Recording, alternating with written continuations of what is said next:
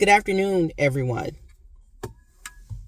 So I got a really late start to my day. On Wednesdays and Saturdays, which is my husband's days off, I'll typically get a late start because I don't have to really, I'm not typically, unless I got an appointment or something, not in a rush to, get things going on that day. And it just so happens that this Wednesday, today, is our 13th wedding anniversary. So thank you. Because I know you all are going to say happy wedding anniversary. And so thank you in advance. I really appreciate your love and your kindness. I appreciate the gesture. With that said, I did a video yesterday over on TikTok. And if you follow me, you've already seen that video. And that video was, I was talking about what's going on right now between DJ Vlad and Marlon Wayans, and how people like DJ Vlad is black people's fault. And we don't have to put that, we can't put that on nobody but us. It is. The reason why white people like that take such liberties is because we keep opening the doors for them to do so. We keep extending cookout invites, and we don't gatekeep our spaces the way other communities do. And I think that a lot of us think that if we gatekeep our communities, it means that we are anti-whatever, anti-white, anti-Jewish, anti-Palestinian, or anti-Latino, and that's not what that means. Black people, it just means that we have a very rich culture. And because everyone, and I mean everyone, even other marginalized communities tend to crap on top of us, it is even more necessary for us to gatekeep our spaces. And there's nothing wrong with that. It doesn't mean that you are a racist, or that you are anti-white, or that you are anti-Latino, or you are anti-Palestinian. It doesn't, or anti-Jewish. It doesn't, that's not what it does. And I know those aren't racist, but you all know what I mean. It's just so that we can, get on the same page. I can get y'all there. But that's not what it means, especially for us, because so many of those communities are anti-black, even when it comes to the black people within their own community. DJ Vlad and people like him are more so our fault than anything else. Because we keep holding the door open because so many of us are insecure in our blackness. And that really is a shame. We don't want to be accused of being racist. We don't want to be accused of being, anti this or anti that. And so, and because of, of the fact that so many other cultures are, in fact, anti-black, we're always trying to prove that that's not us. Or, and then too, because so many cultures are anti-black, it gives a lot of us, truth be told, and it's just the truth, low self-esteem. We're not secure in our blackness. And so we hold the door open for everybody to take advantage of us. And that's really got to stop. It is. It's okay for us, for black people, to have pride in ourselves. It is. And black pride doesn't mean anti-white or anti-Jewish or anti... that's not what it means. It just means that we are a culture, just like they are. We love our culture and we love each other. And we put way too much value on what other cultures feel and think about us. And we let ourselves get talked out of being prideful. And I really think that that is a shame, because I think that black, in all its many colors, shades, existences, diaspora, I think that it's beautiful.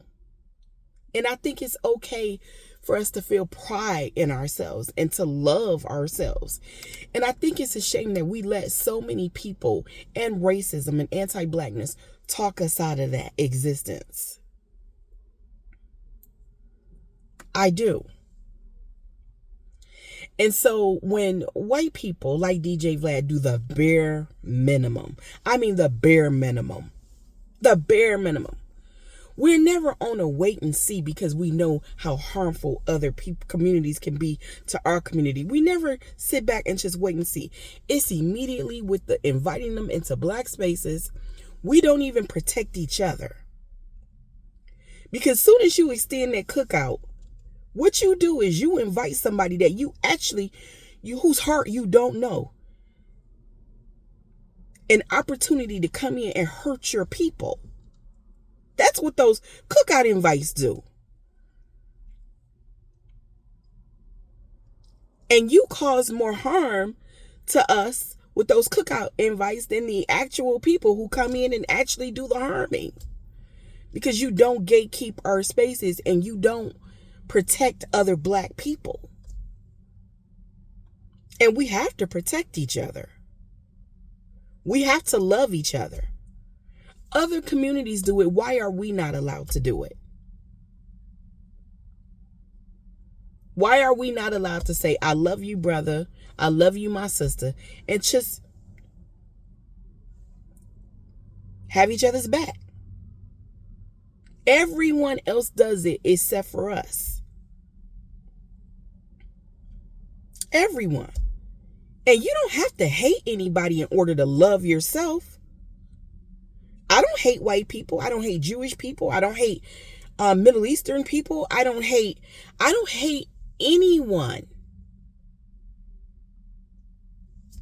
I don't have to do that in order to love us, in order to protect us, in order to put us first. Everyone else is allowed to do it except for us. And whenever we do it, whenever we center ourselves, whenever we center Blackness, racist and anti-Black people call us out on that. And too many of us don't see that for actually what it is. And what it is it's divide and conquer.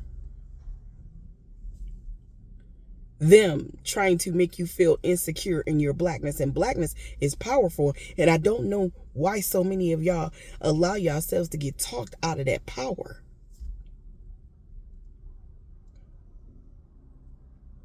I don't have to hate anybody in order to love me. And I don't have to hate anybody in order to love Black people.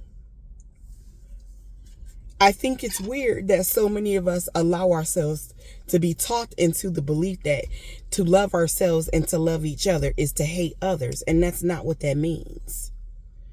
Just because that's what it means for them isn't necessarily, it doesn't mean that that's what it means for us. And y'all have to come to that understanding and that conclusion. And yet it would be nice if we could be very open like that, but we can't. We are the most hated, marginalized community in existence. That's just a fact. And it is okay to protect ourselves from that hate, that vitriol, that pain, that suffering. We care too much about what other communities think about us. And until we figure out a way to love ourselves from the rooter to the tutor,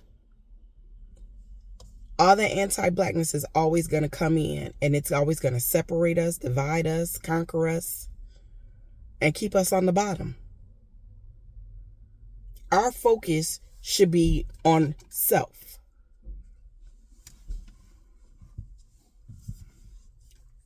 At least until we have everything that every other community has. As long as we are behind everyone else, we need to be focusing on ourselves, and we shouldn't allow ourselves to get talked out of that just because other communities don't like it.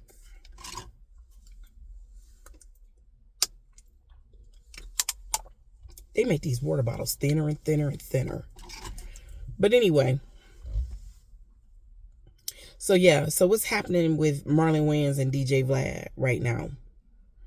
That's what happens when we let the ops in. When we let people who don't have a real track record of supporting Black people, we're easier to fool. And a lot of us who are insecure in our blackness are the easiest to fool. Don't even see them ops coming.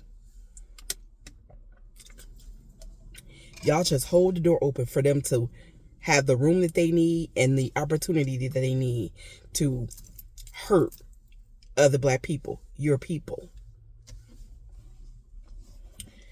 And you should take some time out and you should think about that, and you should really sit with yourself and think about what that is. You're not as secure in your blackness as you think. Excuse me. Not if you need their attention and love and support and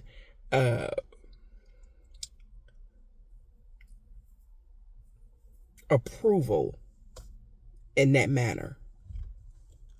You're not as secure in your blackness as you think you are. And you should sit down and really work on that.